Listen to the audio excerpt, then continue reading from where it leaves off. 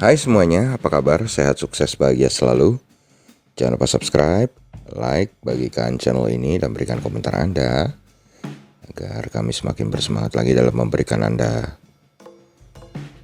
konten-konten terbaik setiap harinya.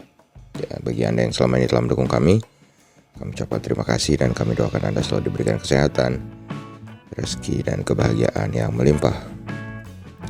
Jangan lupa aktifkan lonceng notifikasi agar Anda tidak pernah tertinggal apapun yang terbaru dari kami di Best Piece ID.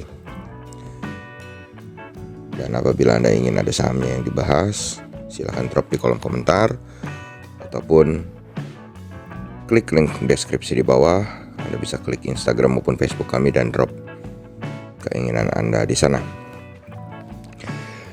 Mari kita mulai sebuah market outlook untuk perdagangan hari ini. Perdagangan pertama di minggu ini 15 Februari 2021. Kalau kita lihat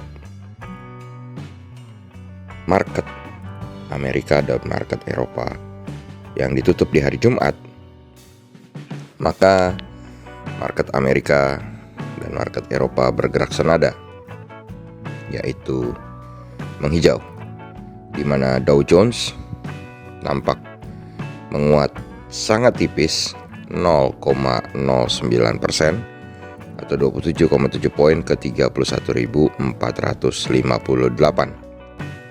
Sedangkan Nasdaq menguat 0,5% atau 69,7 poin ke 14.096. Dan S&P 500 menguat 0,47% atau 18,5 poin ke 3.935. Jadi market Amerika kembali menyentuh harga tertingginya atau all time high-nya.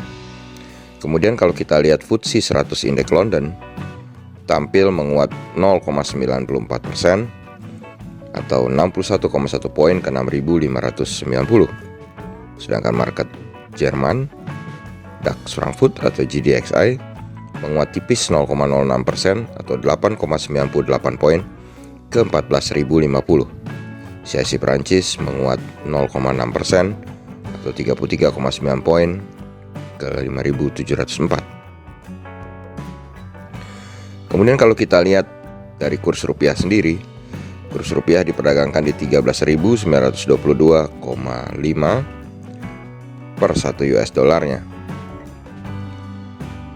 Kalau kita lihat TLKM NYSE atau saham telekomunikasi Indonesia atau PT Telkom yang diperdagangkan di Amerika, nampak mengalami penguatan tipis 0,43% atau 0,1 poin ke 23,12, yang kalau dirupiahkan menjadi 3.240. Kemudian EIDO atau ETF Indonesia yang diperdagangkan di Amerika atau kumpulan 31 saham Indonesia yang diperdagangkan di New York Stock Exchange dalam bentuk ETF atau Exchange Trade Fund, sejenis reksadana. Anda bisa googling apa itu EIDO.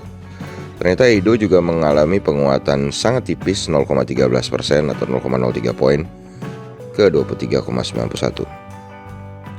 Sedangkan kalau kita lihat dari harga komoditi yang ada di pasaran, maka oil menjadi yang paling menarik karena oil mengalami kenaikan 2,11% atau 1,23 poin ke 59,47. Oil di sini ada WTI oil ya, jadi minyak ada dua, ada Brent dan WTI. Jadi yang kita bahas adalah WTI oil atau Western Texas. Kemudian gold menurun 0,2% atau 3,2 poin ke 1.823,20 US dollar per troy ounce. Sedangkan timah menguat 0,93% atau 217,5 poin ke 23.482,5. Nikel melemah tipis 0,01% atau 2,5 poin ke 18.610. Batu bara Newcastle menguat 0,06% atau 0,05 poin ke 87,45 untuk kontrak bulan Februari. Sedangkan untuk kontrak bulan Maret, batu bara Newcastle tampak mengalami pelemahan 0,76% atau 0,65 poin ke 84,9. Sedangkan batu bara Rotterdam baik untuk kontrak bulan Maret maupun bulan Februari sama-sama mengalami penurunan 0,35 poin atau 0,52%. Jadi untuk kontrak bulan Februari, batubara Rotterdam berada di 67 US dollar, sedangkan untuk di kontrak bulan Maret berada di 66,40. CPO tidak mengalami perubahan harga, tetap ada di 3.558. Dan kita selanjutnya akan berpindah mencek bagaimana keadaan posisi opening atau pembukaan dari market Asia. Kalau kita lihat indeks Nikkei 225 Tokyo Jepang yang sudah dibuka ternyata mengalami kenaikan cukup banyak, yakni 319% ke 29,988 poin atau 1,37%. S&P ASX 200 Sydney mengalami kenaikan 65,20 poin atau 0,96% ke 6.871,9. Sedangkan indeks Kospi Seoul Korea Selatan mengalami penguatan 1,47% atau 45,73 poin ke 3.146,31. Lalu kalau kita mengecek bagaimana keadaan dari Dow Jones Index Future atau DJIF. DJIF saat ini ada di posisi 31.493, mengalami positif atau kenaikan 0,31% atau 96 poin. DXY atau Dollar Index berada dalam posisi melemah 0,03% atau 0,025 poin ke 90,455. Lalu bagaimana dengan pasar di Indonesia? Pasar di Indonesia ada beberapa berita yang menarik. Yang pertama adalah tentu saja yang sedang digadang-gadang, berita penghapusan pajak PPNBM menjadi 0%. Memang tidak bagi seluruh mobil ya, hanya beberapa mobil yang dikenai PPNBM 0%, yaitu dengan kriteria tertentu, mobil penumpang 4x2 termasuk sedan dengan kubikasi mesin kurang dari 1.500 cc yang diproduksi di dalam negeri. Dan ini juga menghasilkan isu yang lain, yaitu bahwa pemimpin grup MNC yaitu Haritanu akan masuk membeli saham Astra International Indonesia. Dan ada sejumlah emiten yang juga berencana akan melakukan right issue. Ini bisa Anda perhatikan emiten-emiten apa saja yang sedang berniat akan melakukan right issue.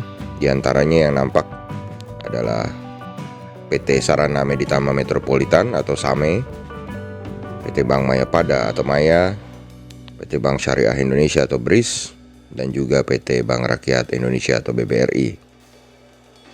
Anda bisa cek berapa dan bagaimana komposisi right issue-nya.